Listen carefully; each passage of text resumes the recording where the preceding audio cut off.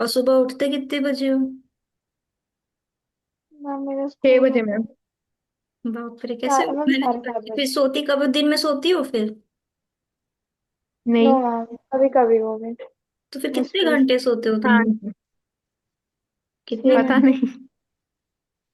हाँ, 6 घंटे ही हो गए। बाप रे, इतना कम कैसे सोती हो? हम तो खूब सोते मैम हैं। क्या।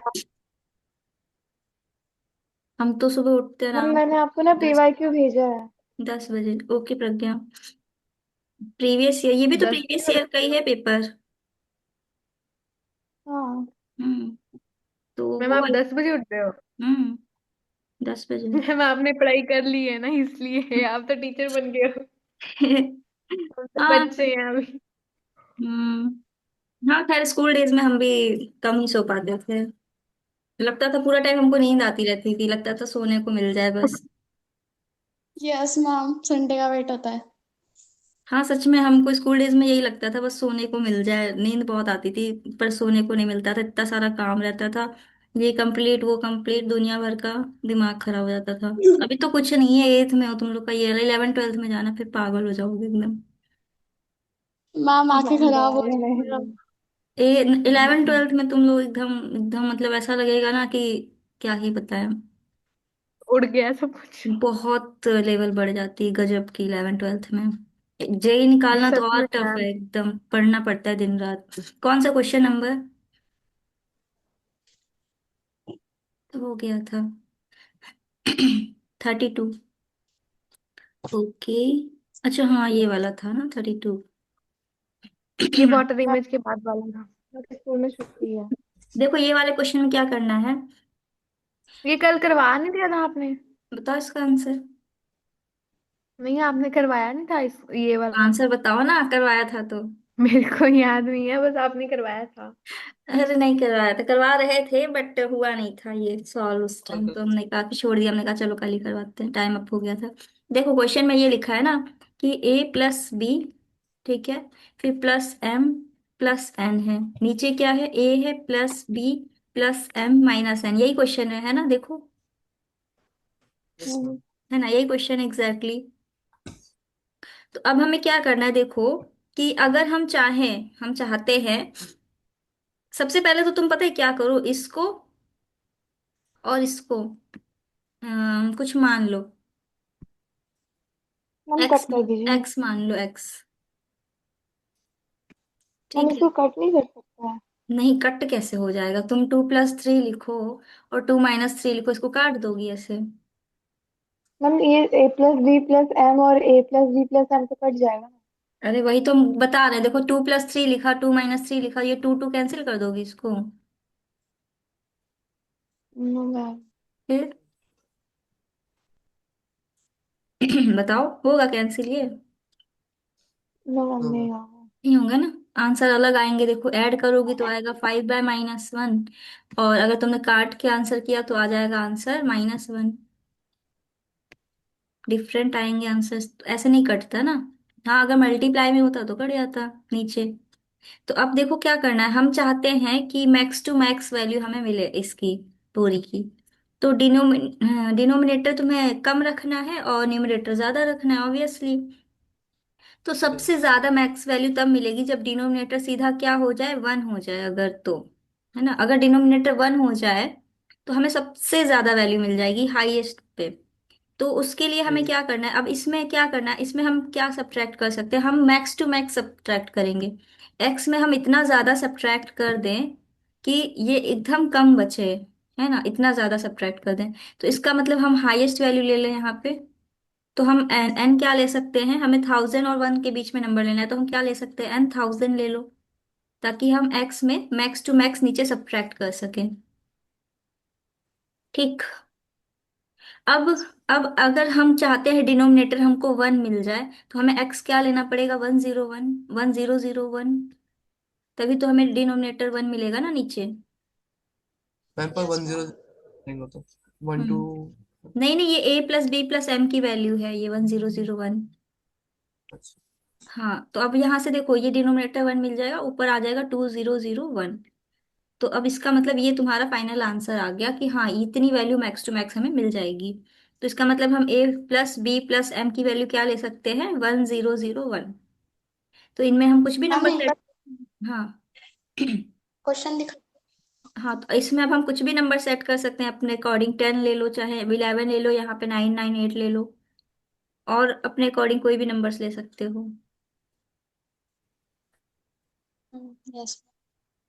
क्या ले लें, 988, 10 ऐड किया, 1 ऐड किया, देख लो अपने अकॉर्डिंग नंबर ले लो जो चाहो, है ना, इसमें कुछ भी ले सकते हैं। तो फिलहाल इसकी हमें जरूरत नहीं है। इस क्वेश्चन की अप्रोच क्या होनी चाहिए, यही अप्रोच होनी चाहिए कि हमें सबसे क्या करनी, max to max value find करनी है। तो हम क्या करेंगे, सबसे पहले तो इसको इसको जो है ना, ये जो एक्स्ट्रा पार्ट है इसको एक्स मान लेना, एक्स या कोई भी वेरिएबल मान लेना, उसको साइड कर देना। ठीक, अब इसको स्टार्ट करना, इस लेवल पे लेकर आना, उसके बाद ही सॉल्व करना। ध्यान रखना इस स्टेज पे आ जाना चाहिए तुम्हारा क्वेश्चन, इस स्टेज पे। 101 कहाँ से आया? देखो 101 वहां से आया कि हम इनका सम, ए प्लस बी प्लस एम का सम ऐसा क्या ले लें जिससे हमें डिनोमिनेटर 1 मिल जाए। 1000। डिनोमिनेटर 1 मिल जाए, डिनोमिनेटर हमें 1 चाहिए क्योंकि 1 होगा तभी वो मैक्सिमम वैल्यू होगी इसकी पूरे फ्रैक्शन की।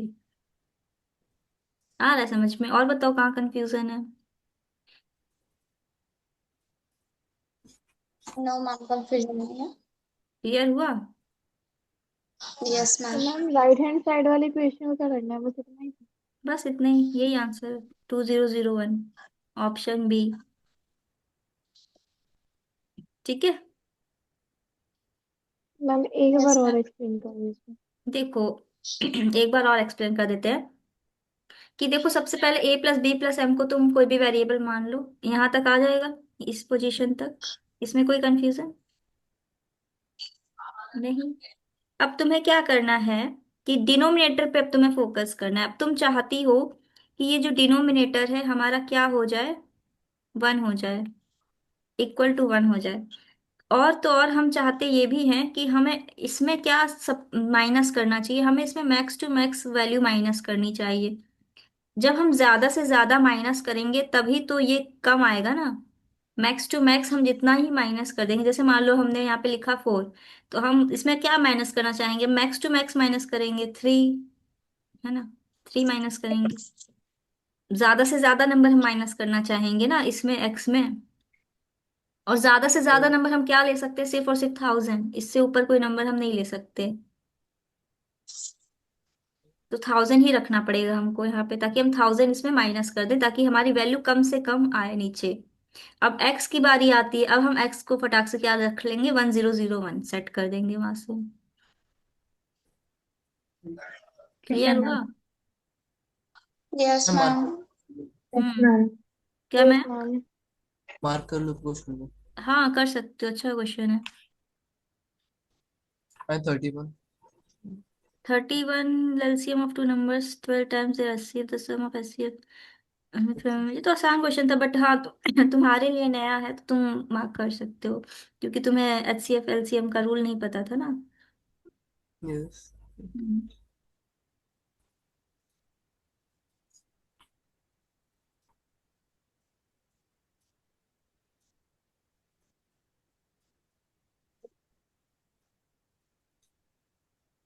Next question. Runs scored by Rishabh in a match are 64 more than the balls faced by Prithvi.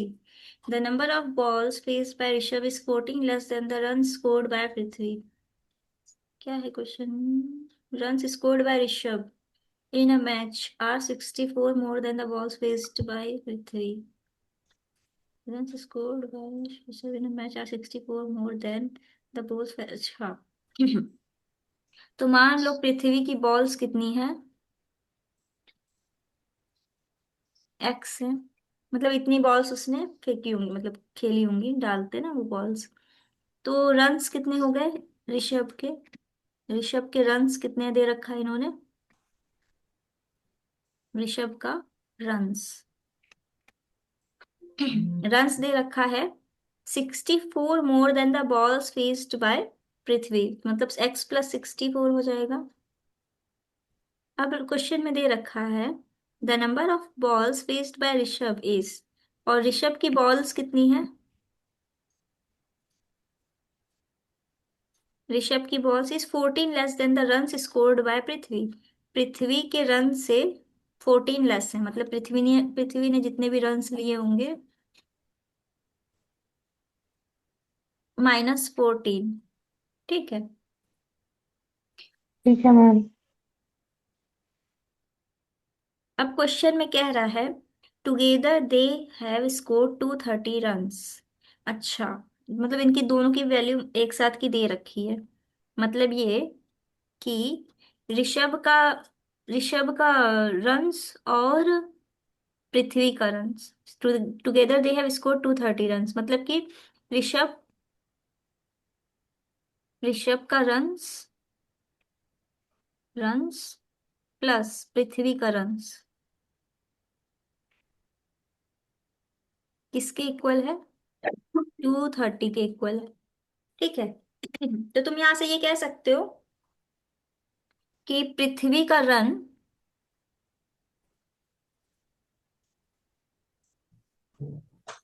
1 minute, बड़ा कंफ्यूजिंग हो रहा है, रुको इसमें वेरिएबल सपोज कर लेते तो आसानी से बन जाएगा। रुको,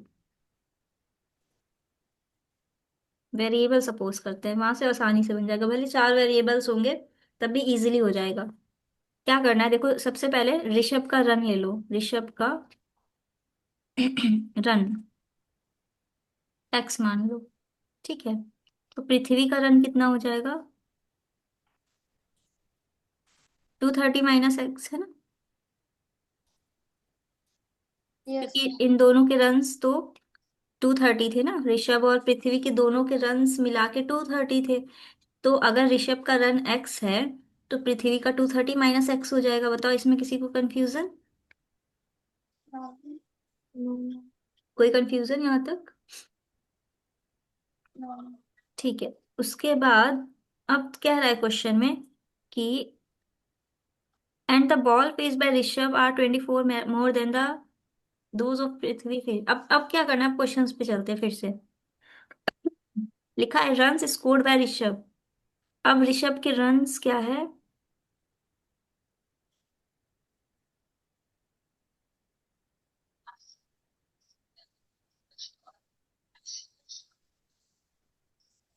अच्छा, ऋषभ का रन को आर से रिप्रेजेंट करना है, क्वेश्चन में दे रखा है आर से रिप्रेजेंट करना ऋषभ के रन को।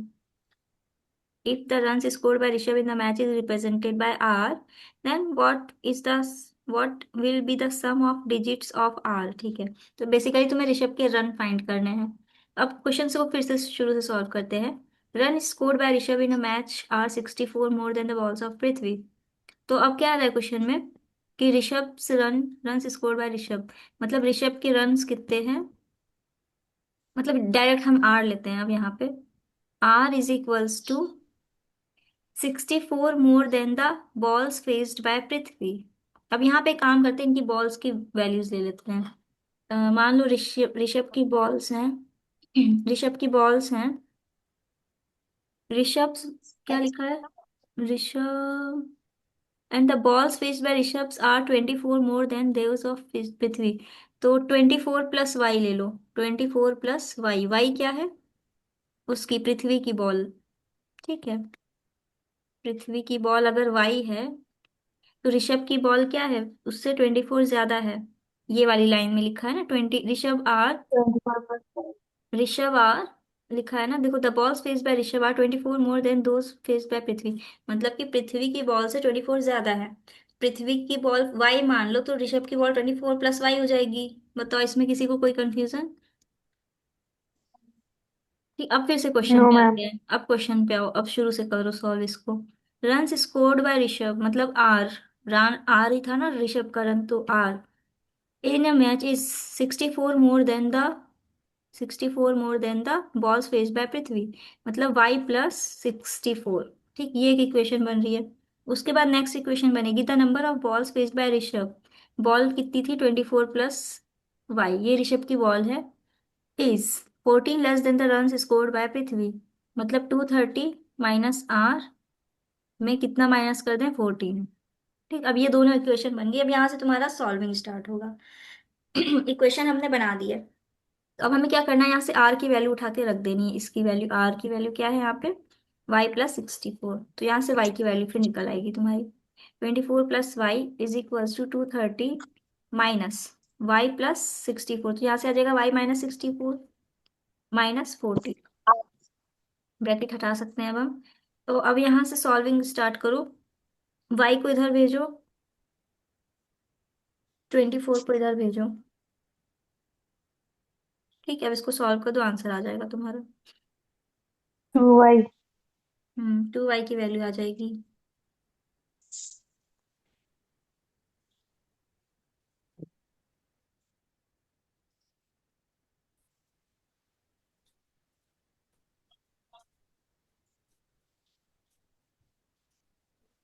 हाँ, तो यहाँ से आ जाएगा 128। अब इसको डिवाइड कर दो 2 से। तो y की वैल्यू यहाँ से आ गई 64। ठीक है। 64। हाँ, अब y की वैल्यू तुम्हें पता चल चुकी है कितनी है, 64। तो इसका मतलब r की वैल्यू हम निकाल सकते हैं। 64 + 64 कितना हो जाएगा, 128। अब क्वेश्चन में क्या बोला था, इनके डिजिट्स का सम बता दो। तो इसको ऐड कर दो, आंसर 11 आ जाएगा, ऑप्शन सी। क्लियर है। Yes, ma'am. यस, 11 कैसे आया? डिजिट्स का सम कर दो, 1 + 2 + 8। ओह। मैम मेरा एक क्वेश्चन था। हम्म।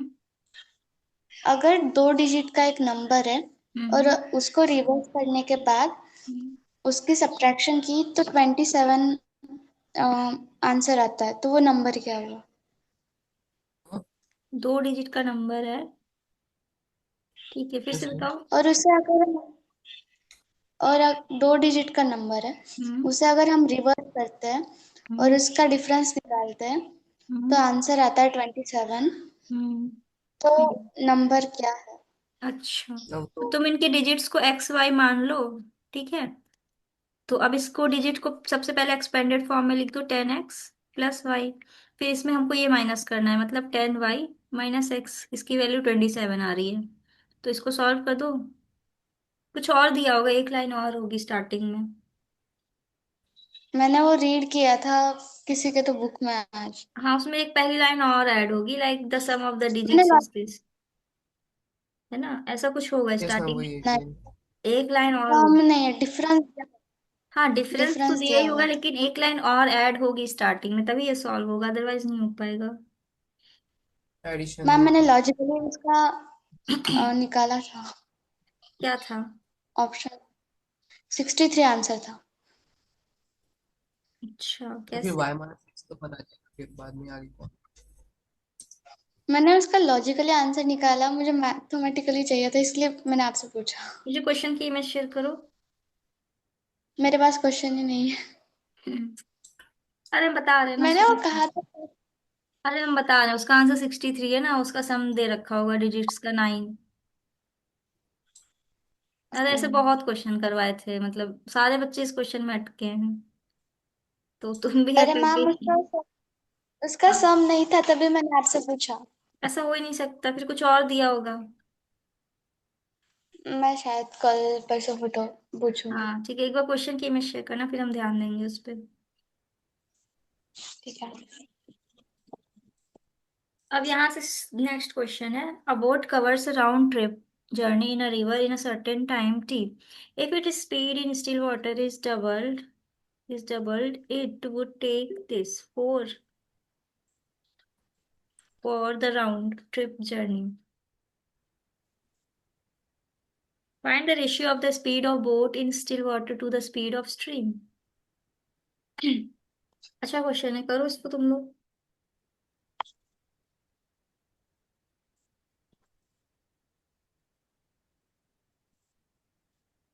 मैम क्वेश्चन में वो क्या लिखा हुआ है? Double double it would be देखो कह रहा है वन क्वेश्चन इंटू। में,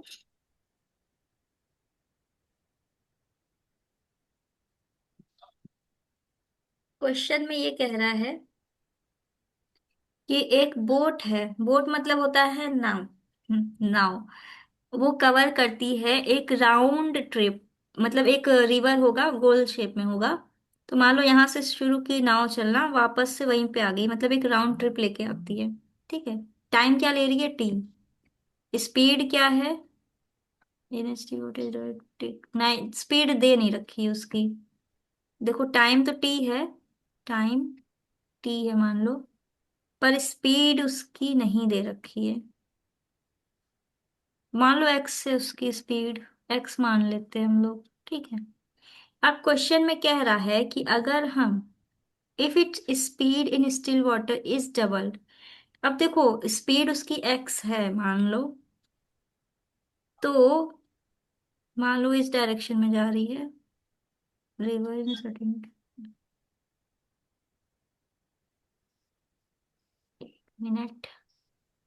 ये वाला स्टिल वाटर की speed. If it speed in still water is doubled, it would take this hours for round।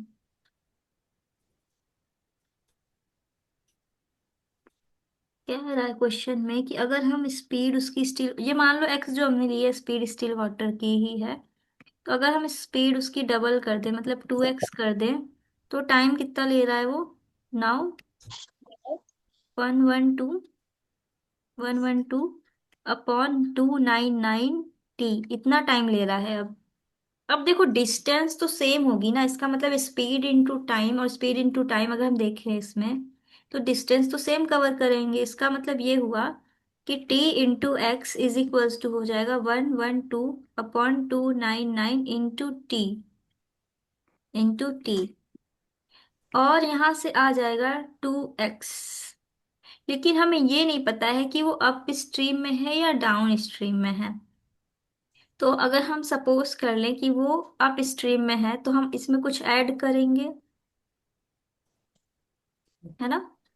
कुछ ऐड करेंगे। अप स्ट्रीम में नहीं, सॉरी, अगर डाउन स्ट्रीम में है तो हम कुछ ऐड करेंगे। ऐड इन द सेंस कि वो जो स्ट्रीम की स्पीड है वो हमें ऐड करनी पड़ेगी, है ना, स्पीड में, स्टिल वाटर की स्पीड में। ये चीज क्लियर हो रही है? मैम बता देंगे। नहीं क्लियर हो रही? देखो समझ नहीं आ रहा। देखो देखो सुनो, अच्छा फिर से बताते हैं, देखो देखो हटा रहे हैं इसको। अच्छा ये बताओ, क्वेश्चन में कह रहा है कि एक नाव है, ठीक है, उसने राउंड ट्रिप लगाई, एक राउंड की ट्रिप लगाई, जिसमें टाइम उसने लिया टी, स्पीड हम मान लेते हैं एक्स है, और वो जो स्ट्रीम की स्पीड है, स्ट्रीम मतलब होता है पानी की स्पीड, स्ट्रीम की स्पीड हमने मान ली है कितनी? एक्स है, सॉरी वाई है। ठीक। अब क्वेश्चन में कह रहा है कि अगर हमने स्पीड को डबल कर दिया, स्पीड को डबल कर दिया स्टिल वाटर में, ये जो 2x हमने माना ये स्टिल वाटर की स्पीड है, ठीक, स्टिल वाटर की। तो ये स्पीड को अगर हम डबल करते हैं, और स्ट्रीम की स्पीड तो सेम रहेगी, मतलब जो पानी की स्पीड है वो तो सेम रहेगी, वो तो चेंज होगी नहीं। तो अब तुम बताओ कि ये जो है ना तुम्हारा स्टिल वाटर और स्ट्रीम का रेशियो क्या होगा, ये हमें फाइंड करना है। तो हम क्या अप्रोच लगाएंगे, इसमें डिस्टेंस निकालेंगे। इसका डिस्टेंस क्या होता है? Speed into time. तो डिस्टेंस क्या आ जाएगा यहाँ से? Speed into time. स्पीड कितनी है? X plus y. हमने मान लिया है कि वो अप डाउन स्ट्रीम पे चल रही है, हमने लेटर सपोज किया है कि वो डाउन स्ट्रीम पे। अगर अप लेते तो हमें माइनस करना पड़ता, डाउन में हम ऐड करते। हमने माना डाउन स्ट्रीम पे है तो हमने ऐड कर दिया स्पीड में y into time, speed ma'am एक इंटू बार टाइम। हम्म। डाउन स्ट्रीम और अप स्ट्रीम का मीनिंग बता दो। डाउन स्ट्रीम का मतलब होता है कि जब तुम पानी के सेम डायरेक्शन में नहीं चल रही होती, मतलब अप स्ट्रीम में क्या होता है? अपोजिट डायरेक्शन में चलती हो। अप स्ट्रीम मतलब होता है, अप स्ट्रीम मतलब कि तुम अपोजिट डायरेक्शन में चल रही हो पानी की। अब तुम जब चल रही हो सामने से पानी तुम्हें फोर्स लगाएगा तो तुम्हारी स्पीड कम हो जाएगी ना। यस। यस। Yes ma'am. उस केस में हम माइनस करते हैं जो स्ट्रीम की स्पीड होती है, स्ट्रीम मतलब पानी की स्पीड, हम माइनस कर देते हैं स्टिल वाटर की स्पीड में। और डाउन स्ट्रीम में क्या होता है? हम सेम डायरेक्शन में चल रहे होते हैं, मतलब जिस डायरेक्शन में पानी चल रहा है उसी डायरेक्शन में हम भी चल रहे होते हैं, तो हमें ऐसा लगता है कि हमें कोई पीछे से हल्का सा फोर्स दे रहा है, तो हमारी स्पीड और तेज हो जाती है। जैसे नाव पानी में डालती हो तो पानी जिस स्पीड से होता है नाव उसी स्पीड से चलने लगती है ना, क्यों? पानी की वजह से, पानी की स्पीड की वजह से, मतलब पानी की स्पीड उसमें ऐड हो जाती है फिर डाउन स्ट्रीम में। ठीक है। तो अब इसके केस में हमने क्या किया? डिस्टेंस निकाला। तो डिस्टेंस तो सेम ही होगा, तो यहाँ से आ जाएगा स्पीड इंटू टाइम। स्पीड क्या है? 2x प्लस वाई, और टाइम कितना है? 112 अपॉन 299 इंटू टी। अब बताओ यहाँ पर किसको कंफ्यूजन है? No no. No no ma'am. Ma'am नहीं है। ठीक है, अब देखो यहाँ से डिस्टेंस दोनों की इक्वल है क्योंकि सेम डिस्टेंस कवर किया है दोनों ने। अब ये टी यहाँ से कैंसिल हो जाएगा तुम्हारा। ठीक है, अब यहाँ से 299 को ऊपर भेज दो इसके पास।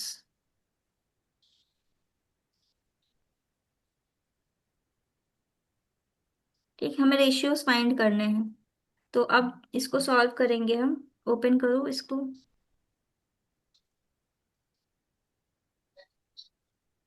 नेक्स्ट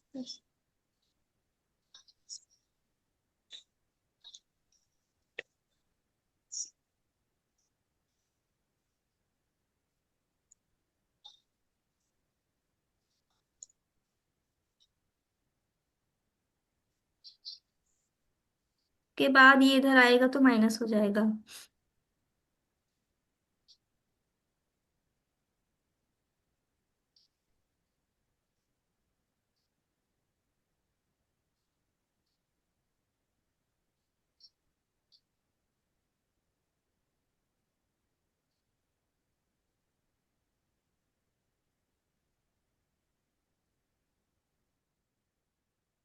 तो यहाँ से रेशियो आ जाएगा, किसका पूछा है?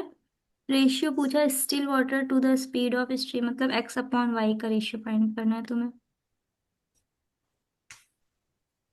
आंसर तो पॉजिटिव में आना चाहिए था। हाँ वही तो नहीं है नेगेटिव में आ रहा है ना। इसमें। तुम एक बार वो लेके देखो, अप स्ट्रीम।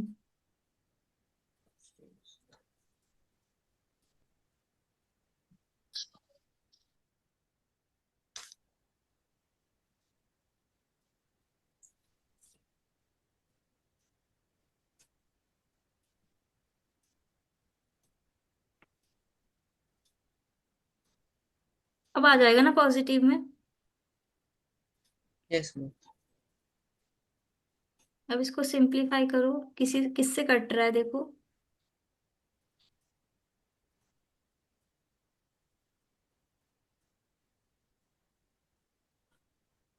16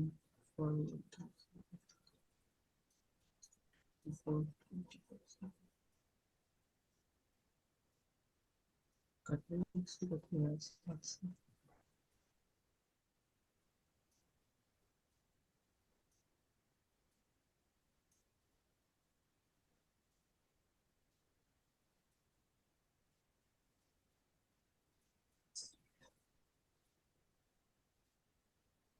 मैम इसको डिवाइड करना है ना। हाँ देखो किस नंबर से कट रहा है, सिंप्लीफाई। ये तो पॉइंट में आंसर आ रहा है, अगर डिवाइड में नहीं नहीं, फ्रैक्शन में जाएगा ही रखो, 75। फ्रैक्शन में ही रखो।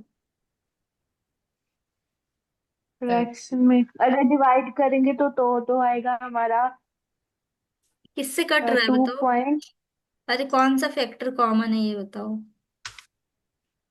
मैंने फैक्टर नहीं, मैंने सिंपल डिवाइड किया है इसको। सिंपल डिवाइड फैक्टर नहीं करना है निकाल ना, रेशियो फाइंड करना है ना, तो हम सिंपल डिवाइड नहीं करने वाले हैं उसको। रेशियो में करना है। हम्म।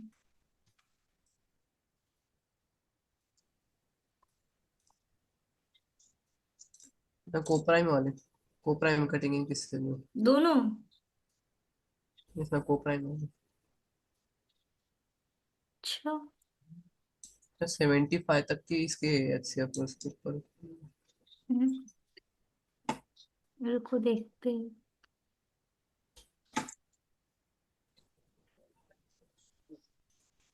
मैम एक बार सब्ट्रैक्शन देखिए ना। 299x - 224 है। अच्छा, वो 75 नहीं आ रहा क्या? नो मैम, आ रहा 65 आ रहा है। 65 आ रहा है। किस यस मैम। है, मेरा तो 75 ही है। अच्छा टू टू। मेरा भी 70। मेरा तो नो 75। मैम, हाँ 75। हाँ हाँ 75। चलो देखते हैं, अच्छा कहाँ गलत हो रहा है। 75 चाहिए इसको।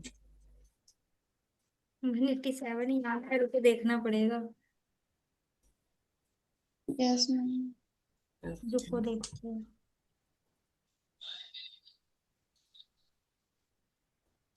112T।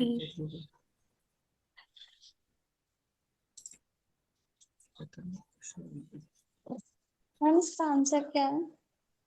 आंसर क्या है? 7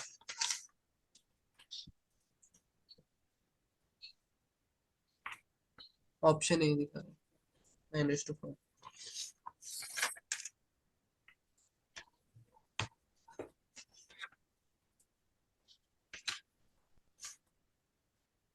ऑप्शन ए है ना?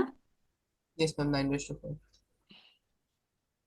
देखते हैं, रुको कहाँ गलत हो रहा है पता चलेगा फिर। 9 से तो डिविजिबल भी नहीं है नंबर। देखो, चेक करो।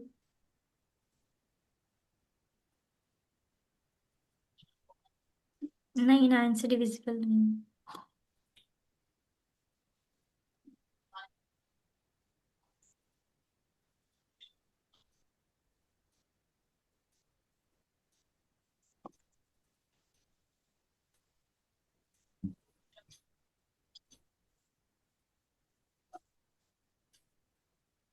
मैम ये तो क्वेश्चन 8 के लेवल के नहीं है।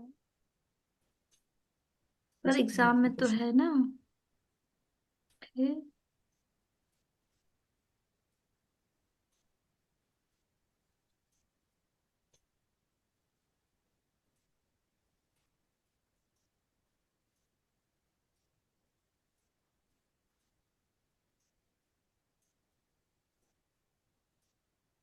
9:5 हाँ, लेकिन सॉल्यूशन नहीं दिया।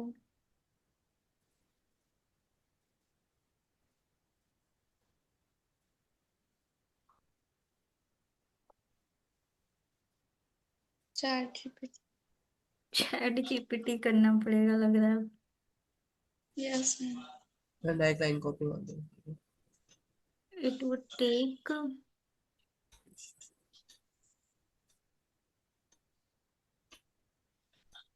मैम फॉर्मूला कौन सा लगा है? फॉर्मूला वही डिस्टेंस वाला। Speed into time.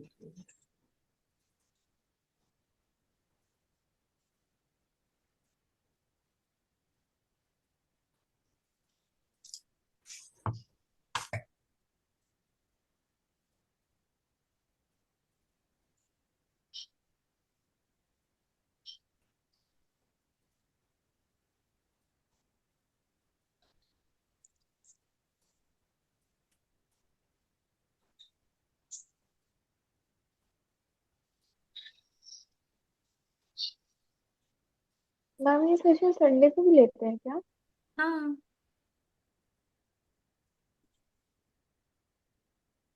संडे को हम खाली खाली बैठे रहते हैं तो हम ले लेते हैं। कहीं जाना होता है तुम बता मैम देते पता हैं। नहीं। पता नहीं क्यों उसी दिन डाउट आता है, ऐसे नहीं आएंगे पता। हम्म। नहीं मिल रहा भाई इसका आंसर, कैसे क्वेश्चन? मैम पक्का ऐसा। ऑप्शन दिया के देकर रखा उन्होंने कि 9:5 तो सोल्यूशन दिया मुझे। हमें तो कुछ गड़बड़ लग रहा है क्वेश्चन में, देखते हैं। एक तो उन्होंने ये मेंशन नहीं किया है क्वेश्चन में कि अप स्ट्रीम पे है या डाउन स्ट्रीम पे है। वहां से चलो मान लो हमने अप स्ट्रीम पे कर भी लिया, तो भी फिर आंसर नहीं आ रहा। डाउन स्ट्रीम नहीं आना।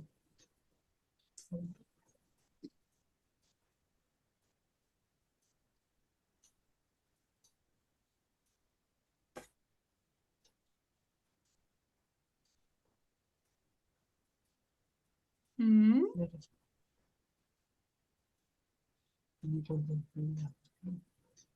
ये तो ज्यादा ही खराब बता रहे। रुको, इसको हम ऑर्डर चैट देते हैं। जीपीटी कभी भी सही आंसर नहीं बताता मैथ में। हम स्टेप में बताए पर समझ नहीं आया।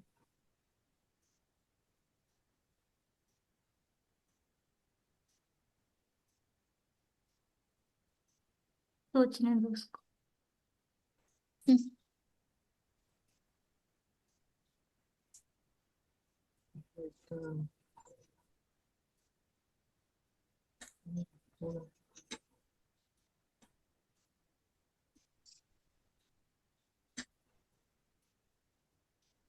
उसे बोलो सिंपल लैंग्वेज में बताओ।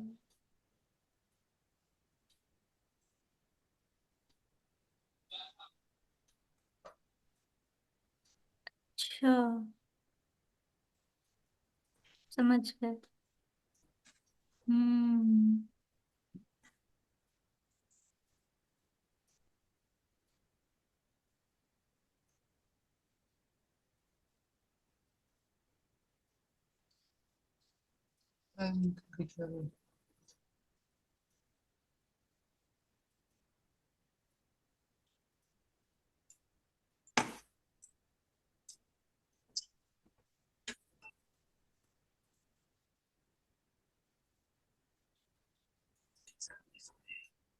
समझ गए, देखो क्या गलत हो रहा था।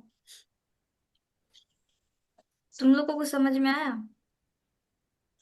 फॉर्मूला है फॉर्मूला कुछ। समझ। फॉर्मूला तुम लोग बड़े तेज हो रटने में हैं। और कुछ आए ना समझ में, फॉर्मूला आ जाता है।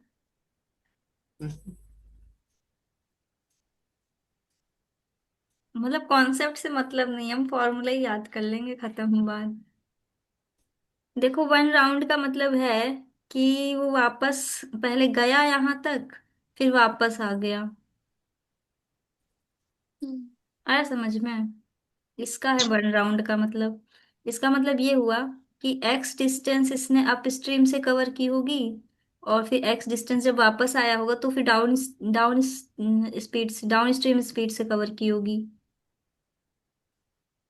देखो हम बता रहे हैं, फिर से नहीं समझ में आया क्वेश्चन शायद। देखो, मान लो ये एक्स डिस्टेंस है, ठीक है, यहाँ से यहाँ तक, इसको हटा दो।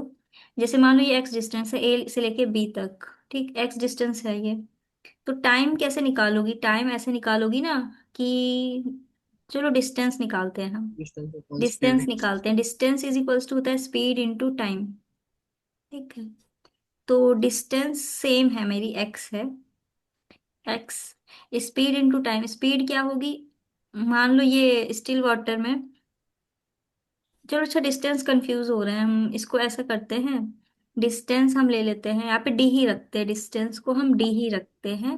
स्पीड ऑफ स्टिल वाटर में ले लेते हैं, speed in still water, still water में एक्स ले लेते हैं, और स्पीड ऑफ स्ट्रीम वाई ले लेते हैं। ठीक है, स्ट्रीम की स्पीड हमने वाई ले ली, स्पीड ऑफ बोट की स्पीड हमने स्टिल वाटर में एक्स ले ली। तो डिस्टेंस हो जाएगी d is equals to speed into time पहले राउंड की। मान लो आप स्ट्रीम की ले रहे हैं, ये आप स्ट्रीम की डिस्टेंस है, तो स्पीड कितनी हो जाएगी? x minus y into t. लेकिन वो वन राउंड का टाइम दिया है ना टी, ये राउंड कंप्लीट राउंड का टाइम दिया है, तो हमें टाइम निकालना पड़ेगा, डिस्टेंस नहीं। क्योंकि हमें टाइम पता है, वो वन राउंड का टाइम पता है, मतलब वापस आने का भी और वापस जाने का भी, टोटल टाइम हमें पता है वन राउंड का, है ना? तो हम क्या करेंगे, हम टाइम निकालेंगे। टाइम का फॉर्मूला होता है distance upon speed. Upon speed. हाँ, तो डिस्टेंस कितनी थी डी, टाइम कितना लिया, एक्स माइनस वाई पहले राउंड में, मतलब अगर हम अप स्ट्रीम में गए, फिर वापस आने का टाइम कितना होगा, distance upon x plus y, मतलब ये हो गया किसका, अप स्ट्रीम का। बताओ इसमें कोई कंफ्यूजन? मैम पर ये समझ में नहीं आया, मतलब ये पहला अपस्ट्रीम, पहला अपस्ट्रीम लिया दूसरा डाउनस्ट्रीम लिया, मतलब ऐसा। मतलब ये कि जैसे मान लो अगर पानी की लहर इस डायरेक्शन में जा रही है, ठीक है, अब तुम इस पॉइंट से इस पॉइंट तक ट्रेवल करके आ रहे हो, मतलब ए से लेके बी तक गए, तो जब तुम ए से बी तक गए, ए से लेके बी तक गए, तो तुम इस डायरेक्शन में जा रहे हो, पानी की स्पीड भी इसी डायरेक्शन में, तो तुम्हारे लिए तो वो डाउन स्ट्रीम हुआ, राइट? यस। लेकिन फिर जब तुम बी से वापस ए पे पॉइंट पे आओगे, तो वो तो फिर तुम्हारे लिए अप स्ट्रीम हो जाएगा ना। यस। तो अब तो पानी का फोर्स तो सेम डायरेक्शन में था, अब तुम उसके अपोजिट डायरेक्शन में आ रहे हो वापस। मैम उसे ऐड क्यों की? ऐड इसलिए किया क्योंकि